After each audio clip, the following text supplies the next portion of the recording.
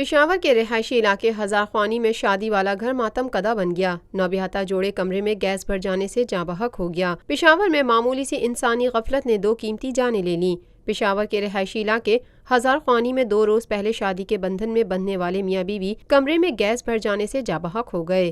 بختیار خان ول محمد اشرف عمر 25 اور ریحانہ یاسمین عمر 24 زوجہ بختیار موقع پر جاں بحق ہو گئے۔ پھندو روڈ پر پینٹ اسٹور کے مالک بختیار احمد کی 2 روز پہلے اتوار کے روز شادی ہوئی تھی۔ سردی سے بچنے کے لیے کمرے میں جلایا جانے والا ہیٹر قاتل ثابت ہوا اور نوبیاہتا جوڑا نئی زندگی کے آغاز میں ہی زندگی کی بازی ہار گئے۔ پاکستان میں پہلی مرتبہ حالات حاضرہ کے مختصر مگر جامع پروگرامز، خبروں، تبصروں کے علاوہ دیگر سماجی، تجارتی، ثقافتی، تفریحی، معلوماتی، مذہبی، تعلیمی، صحت اور بچوں کے پروگرامز صرف TNN TV پر۔